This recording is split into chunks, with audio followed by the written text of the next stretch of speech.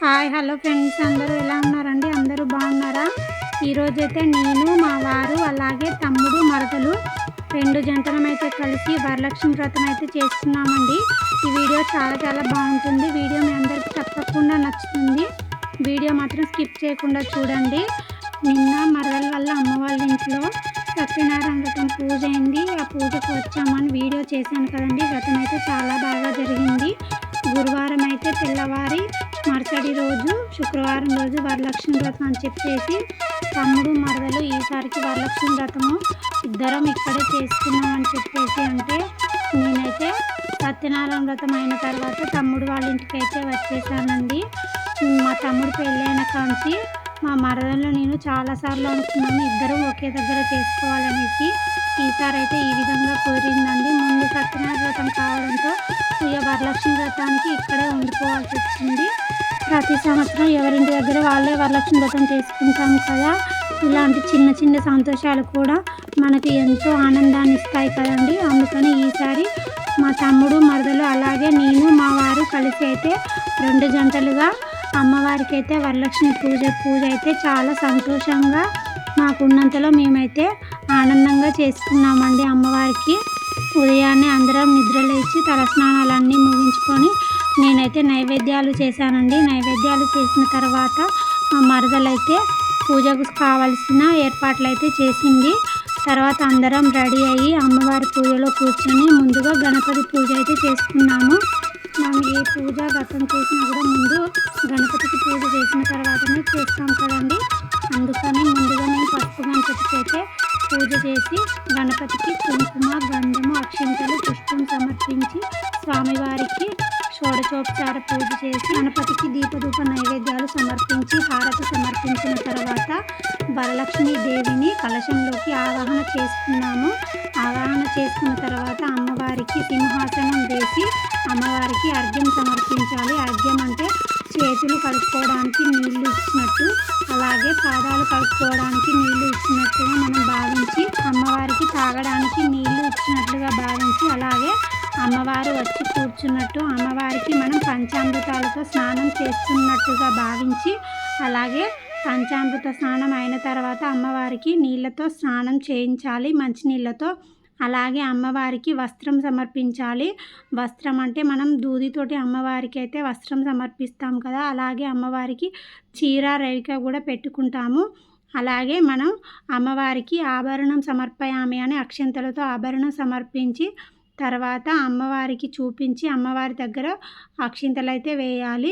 అమ్మవారికి గంధం, కుంకుమ అలాగే కాళ్ళకు పసుపు రాసినట్టుగా భావించి అక్షింతలను, పుష్పాలను అయితే అమ్మవారికి సమర్పించాలి. అమ్మవారికి పుష్పాలు సమర్పించిన తర్వాత అమ్మవారికి అదాంగ పూజ అయితే చేసుకోవాలి. అదాంగ పూజ అంటే అమ్మవారి యొక్క ప్రతి ఒక్క అంగాన్ని అంటే తల నుంచి పాదాల వరకు ప్రతి ఒక్క అంగాన్ని పూజించినట్టుగా భావించాలి. అమ్మవారి సర్వ అంగాలను పూజించినట్టుగా భావించి అక్షింతలు సమర్పించాలి. అమ్మని చేతులను పూజిస్తున్నాను, అమ్మని పాదాలను పూజిస్తున్నాను, అమ్మని ముఖాన్ని పూజిస్తున్నాను, అమ్మని కళ్ళను పూజిస్తున్నాను అన్నట్టుగా భావించి అమ్మవారికి అయితే అక్షింతలు సమర్పించాలి. తర్వాత అమ్మవారికి వరలక్ష్మి అష్టోత్తరం అయితే చేసుకోవాలి. అమ్మవారికి వరలక్ష్మి అష్టోత్తరంలో 108 నామాలతో అమ్మవారిని అయితే అక్షింతలతో పూజించుకోవాలి. వెండి పుష్పాలుంటే వెండి పుష్పాలతో కూడా అమ్మవారికి వరలక్ష్మి అష్టోత్తరం అయితే చేసుకోవాలి. ఓం కరుణాయ నమః, ఓం లోకమాత్రే నమః, ఓం పద్మప్రియాయ నమః, ఓం పద్మహస్తాయ నమః, ఓం బ్రహ్మ విష్ణు శివాత్మకాయ నమః, ఓం త్రికాల జ్ఞాన సంపన్నే నమః, ఓం భువనేశ్వరాయ నమః. వరలక్ష్మి అష్టోత్తరం చదువుకున్న తర్వాత అమ్మవారికి మనం 9 పోగులతో కూడిన దారానికి 9 ముడులు వేసి మనం పూజలో ఉంచుకొని ఆ 9 ముడులకైతే పూజ అయితే చేసుకోవాలి. ఈ తోరానికి పూజ చేసుకున్న తర్వాత ఆ తోరాన్ని మా వారైతే నా చేతికి కడుతున్నారు, అలాగే తమ్ముడు మరదలకు కడుతున్నాడు. మనకు ఈ వరలక్ష్మి వ్రతంలో 9 ముడులతో కూడిన తోరం అయితే చాలా ముఖ్యమండి. వ్రతం అయితే చాలా బాగా జరిగిందండి. వ్రతం చేసుకున్న తర్వాత అమ్మవారికి నైవేద్యాలు అయితే ఆరగింపు పెడుతున్నామండి. అమ్మవారికి 9 రకాల నైవేద్యాలను అయితే తయారు చేశాము. ఇందులో పులిహోర, పరమాన్నము, దద్దోజనము, చక్కెర పొంగలి, వడలు, పూర్ణాలు, సేమ్యా, రవ్వ కేసరి, అలాగే అమ్మవారికి ఇష్టమైన నానబెట్టిన శనగలు. అమ్మవారికి అందరం కలిసి నైవేద్యాలను అయితే ఆరగింపు పెట్టాము. అమ్మవారికి నైవేద్యాలు ఆరగింపు పెట్టిన తర్వాత అలాగే మనం అమ్మవారికి వరలక్ష్మి వ్రతంలో చీర పెట్టుకుంటాం కదండి. అలాగే అమ్మవారికి చీర, జాకెట్టు, అలాగే గాజులు, పూలు, తాంబూలం అయితే అమ్మవారికి సమర్పించిన తర్వాత ఇక్కడ నేను మా మరదలైతే అమ్మవారికి కొబ్బరికాయ కొడుతున్నాము. కొబ్బరికాయ కొట్టిన తర్వాత అమ్మవారికి కర్పూర హారతి చూపిస్తే అమ్మవారి పూజ అయితే పూర్తవుతుందండి.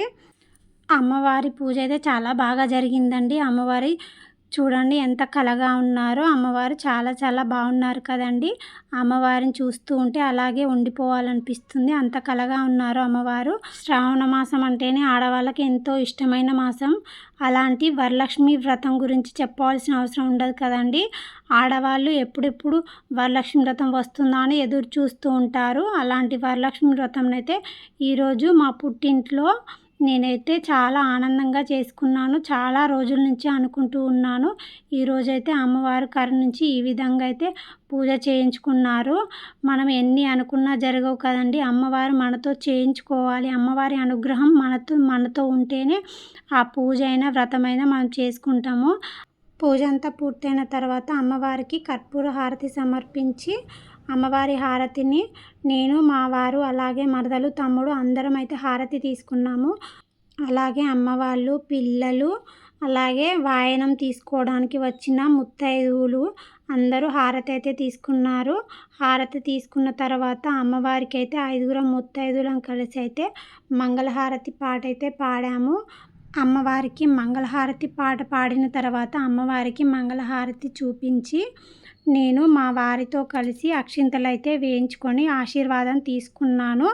అలాగే మా మరదలు కూడా తమ్ముడితో కలిసి అక్షింతలు వేయించుకొని ఆశీర్వాదం అయితే తీసుకుంది. ఈ విధంగా మేమిద్దరము ఆశీర్వాదం తీసుకున్న తర్వాత మా మరదలైతే ముత్తైదులకు వాయనం అయితే ఇవ్వడానికి కాళ్ళకు పసుపు రాసి అలాగే కుంకుమ బొట్టు పెట్టి ముత్తైదులకైతే వాయనం ఇవ్వడం జరిగింది. అలాగే ఈరోజు నేను మా పుట్టింట్లో మరదలతో కలిసి వరలక్ష్మి వ్రతం చేసుకున్నాను. అలాగే మా పుట్టింటి నుంచి వాయనం అయితే తీసుకున్నాను. ముఖ్యంగా ప్రతి ఆడవాళ్ళు పుట్టింటి నుంచి ఎంత ఉన్నా మనం ఏమి కొన్నా కూడా పుట్టింటి నుంచి కొంచెం పసుపు కుంకుమ కానీ చిన్న కానుక ఏది వచ్చినా కూడా మనకి పుట్టింటి నుంచి అది పెద్ద వరంగా భావిస్తూ ఉంటాం కదండి. ఈరోజైతే నేను మా పుట్టింటి నుంచి పుట్టింటి వాయనం అయితే అందుకున్నాను. నేను మా మరదలు కలిసి అయితే ఈరోజైతే వరలక్ష్మి వ్రతం ఈ విధంగా చేసుకున్నాము. మా వదిన మరదల్ల వరలక్ష్మి వ్రతం వీడియో మీ అందరికీ ఎలా అనిపించిందో సరే అయితే కామెంట్ చేయండి. మా వ్రతం పూర్తయిన తర్వాత నేనైతే మా మేనమామ వాళ్ళ ఇంటికి అయితే వచ్చానండి. నేను ఇక్కడే ఉన్నాను తెలిసి అయితే అత్తమ్మ వాయనం తీసుకుందు రారా అని అయితే ఫోన్ చేసింది. అత్తమ్మ అంటే మేనమామ భార్య అండి. నేనైతే మా మామయ్య వాళ్ళ ఇంటికి వచ్చాను. ఇక్కడ అత్తమ్మ అయితే వరలక్ష్మి వ్రతం పూజ చాలా బాగా చేసుకుందండి. ఈరోజు స్పెషల్ నేను మా మేనమామ ఇంట్లో వరలక్ష్మి వ్రతం యొక్క వాయనం కూడా తీసుకున్నాను అత్తమ్మ చేతుల మీదుగా. చాలా సంతోషంగా అనిపించింది. మా పుట్టింటి వాయనంతో పాటు అమ్మ వాళ్ళ పుట్టింటి వాయనం కూడా నేను ఈరోజైతే తీసుకున్నాను. చిన్నప్పుడు సమ్మర్ హాలిడేస్కి వచ్చినప్పుడు అత్తమ్మ నన్ను చాలా బాగా చూసుకునేదండి. అత్తమ్మ ఎటన్నా తీర్థయాత్రలకు లేదా గుడికి వెళ్ళినప్పుడు తప్పకుండా నాకైతే గాజులు తీసుకువచ్చేది. అదైతే నాకు చాలా బాగా గుర్తుంది. అత్తమ్మకు నేనంటే చాలా ఇష్టం అండి. పెళ్ళైన తర్వాత కూడా అత్తమ్మ నన్ను బతుకమ్మ పండుగకి రమ్మని చాలాసార్లు ఫోన్ చేసిందండి. కానీ నేనే ఎప్పుడు వెళ్ళలేదు.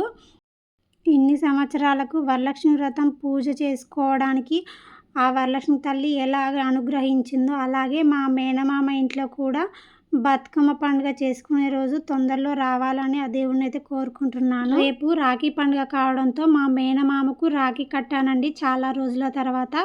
ఆ వీడియో కూడా మీ అందరికీ తప్పకుండా నచ్చుతుంది. ఈ వీడియో నచ్చితే ప్లీజ్ ఒక లైక్ చేయండి, షేర్ చేయండి, మన ఛానల్ని తప్పకుండా సబ్స్క్రైబ్ చేయండి. Thank you for watching.